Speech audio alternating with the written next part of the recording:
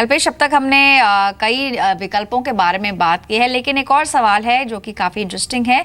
ये जानना चाहते हैं कॉर्पोरेट एफडीज के बारे में। शिव कुमार ने सवाल भेजा है मेरठ से और इन्होंने मेंशन किया है कि फिलहाल बैंकों ने तो डिपॉजिट रेट्स काफ़ी कम कर दिए हैं। ऐसे में जो कॉर्पोरेट एफडीज होती हैं, क्या उसमें तो रिस्क इन्वॉल्व होता है? मतलब अगर इसे कंपेयर करें हम बैंक एफडी से, तो क्या ये एक सुरक्षित विकल्प है? किन बातों का ख्याल इनको रखना चाहिए?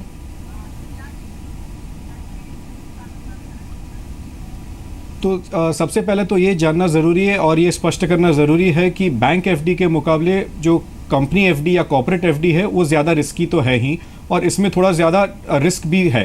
तो कारण इसका ये मुख्य ये है कि बैंक एफडीज जो होती हैं वो हमारी प्राइवेट बैंक्स या गवर्नमेंट प्रतिबद्ध होती है आपको पेमेंट करने के लिए, और जो कॉर्पोरेट एफडीज होती है उसमें जो कमिटमेंट अगर जो कंपनी है अगर वो चूक गई तो आपको आपका जो निवेश है वो काफ़ी खतरे में आ सकता है। हमारी जो बैंक एफडीज भी हैं, इतना आपको हम बता दें कि 1 लाख रुपए तक एक इंश्योरेंस मिलता है हमें deposit insurance and credit corporation की तरफ से, लेकिन जो कॉर्पोरेट एफडीज होती है उसके ऊपर हमें कोई भी किस्म का इंश्योरेंस नहीं मिलता। तो जब भी हम कोई कॉर्पोरेट एफडी में निवेश करते हैं, आपको ये भी पता होगा कि जो कॉर्पोरेट एफडीज के जो ब्याज दर होते हैं वो नॉर्मल बैंक एफडी से मान लो 1 या 1.5% ज़्यादा ही होते हैं। लेकिन सिर्फ ये लालच में आके कि क्योंकि इनमें जो ब्याज दर है वो थोड़ा ज़्यादा है, इसमें पूरा निवेश या रिस्क लेने की इसमें ज़रूरत या आवश्यकता नहीं होती। और अगर आप कॉर्पोरेट एफडी में निवेश करना भी चाहते हैं तो उसकी क्रेडिट रैंकिंग को जानना बहुत ज़रूरी है। अब क्रेडिट रैंकिंग ये होती है कि जो क्रेडिट रेटिंग एजेंसीज होती हैं वो इनको रेटिंग्स देती हैं। तो जो AAA रेटिंग्स होती हैं वो बहुत ही स्ट्रॉन्ग या मजबूत कंपनीज होती हैं जिनकी जो ब्याज दरें हैं वो थोड़ी कम होती है लेकिन सेफ्टी बहुत ज्यादा होती है। और उसमें घटती हुई रैंकिंग जैसे आप देखें तो AA होती है तो इसमें ब्याज दर थोड़ा ज्यादा होता है, और जो सिंगल A होती है उसमें रिस्क बहुत होता है लेकिन ब्याज दर भी है वो ज्यादा ही होता है। यानी तो आपको ये सारे जो पैरामीटर्स हैं या मापदंड हैं वो सारे देख के अगर आप जी कल्पेश, जैसे दो तो ये सारे मापदंड देखकर ही आपको इसमें निवेश करने की जो एक डिसीजन है वो लेनी चाहिए फिर। क्योंकि शिव ने पूछा है एग्जैक्टली कंपैरिजन के तौर पर कि अगर हम दोनों ही विकल्पों को कंपेयर करें तो अलग अलग पैरामीटर्स पे कौन सा ऑप्शन बेटर है। जैसा कि आपने खुद कहा कल्पेश की सेफ्टी की अगर बात करेंगे तो डेफिनेटली बैंक एफडी एक सेफर ऑप्शन है, क्योंकि कॉर्पोरेट एफडी में आपको वो जो 1 लाख का बीमा है डिपॉजिट इंश्योरेंस एंड कॉर्पोरेशन के तहत वो आपको नहीं मिलता है। तो उस लिहाज से तो बैंक एफडी को ही आप प्लस देंगे। दूसरा जो इंपॉर्टेंट पॉइंट आपने बोला कल्पेश की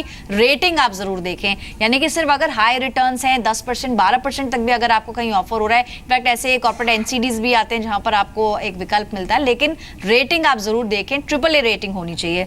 अगर टैक्सेशन के पॉइंट ऑफ व्यू से जानना चाहें कल्पेश, तो उस मापदंड पर कौन खरा उतरता है? क्या बैंक एफडी एक बेहतर ऑप्शन है कॉर्पोरेट एफडी से?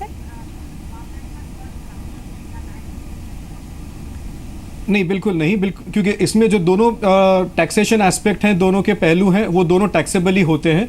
तो इसमें कोई फ़ायदा दोनों में ऐसी बात नहीं है कि एक टैक्स फ्री है या दूसरा टैक्सेबल है। दोनों में आपको जो इसका इंटरेस्ट है वो टैक्सेबल ही है, और आपको इसमें जो TDS है वो कट के ही आता है, तो आपको टैक्स में तो कुछ फ़ायदा नहीं है। हाँ, आपको एक और जो मापदंड है वो चेक करना है आपकी प्री मैच्योर विड्रॉल पर। मान लो कि आपको उसकी जो अवधि है मैच्योरिटी की उसके पहले आपको पैसे निकालने हैं, तो बैंक एफडी में शायद आपको सिर्फ 1% पेनल्टी या उसमें दंड लग सकता है, लेकिन कॉर्पोरेट एफडी में जो आपको प्री मैच्योर विड्रॉल करनी है वो निकालने में आपको काफ़ी दिक्कतें आ सकती है। उसमें आपको 2 या 3% भी पेनल्टी लग सकती है। काफ़ी केसेस में इसमें रिफ्यूजल भी हो सकता है। जी, तो तीसरा मापदंड जहां तक टैक्सेशन का सवाल है, टैक्स स्ट्रक्चर ऑलमोस्ट सेम है, लेकिन ब्याज को लेकर यहाँ पर इंफॉर्मेशन बता दें कि बैंक एफडी पर अगर सालाना 10,000 से ज्यादा ब्याज है तो TDS लगेगा, लेकिन अगर क्वांटम कॉर्पोरेट एफडी का देखें तो सालाना 5,000 से ज्यादा ब्याज पर TDS लगता है। यानी ये एक माइनर सा डिफरेंस है। अदरवाइज जो दोनों ही सोर्सेज से आपको जो ब्याज मिल रहा है वो आपको अपनी इनकम में शो करना होगा और ITR में उसको शो कर दिखाना होगा।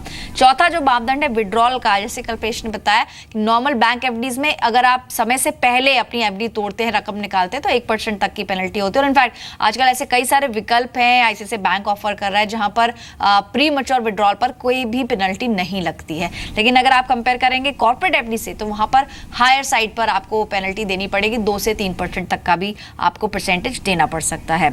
चलिए आखिरी सवाल शामिल कर लेते हैं। संदीप का सवाल है और ये गिल्ड फंड्स के बारे में जानना चाह रहे हैं। शुरुआत में आपने चर्चा भी की, लेकिन पर्टिकुलरली अगर संदीप को एड्रेस करना हो, इन्होंने मेंशन किया है कि क्या गिल्ड फंड्स बेटर परफॉर्म करते हैं शॉर्ट टर्म डेट फंड से। कैसे कंपेयर करेंगे दोनों ही विकल्पों को, और गिल्ड फंड्स कैसे काम करते हैं ये भी बताएं कल्पेश।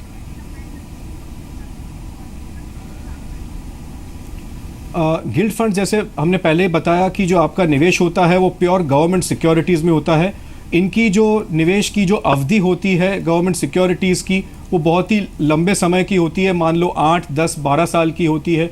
तो अगर आपका जो निवेश का समय का जो दायरा है वो इतना लंबा है तो ये बहुत ही अच्छा विकल्प है, क्योंकि इसमें जो गवर्नमेंट सिक्योरिटीज़ होती है उसमें जो आपकी निवेश की सुरक्षिता होती है वो बहुत ही अच्छी होती है। लेकिन अगर इसमें वॉलेटिलिटी जो आती है, क्योंकि ब्याज दर से डायरेक्टली लिंक्ड होते हैं, वो बहुत ही सेंसिटिव होता है। जी चलिए, तो अगर संदीप आप सोच रहे हैं गिल्ड फंड्स में निवेश करने की, तो कुछ ऑप्शंस भी आपके सामने रखे हैं एक्सपर्ट ने, आप विचार कर सकते हैं उस पर निवेश करने का। फिलहाल मनी गुरु में इतना ही। शुक्रिया कल्पेश समय देने के लिए, हमसे बातचीत करने के लिए। फिलहाल मनी गुरु में आज के शो में इतना ही, लेकिन फिर लौटेंगे एक नए टॉपिक के साथ। नमस्कार।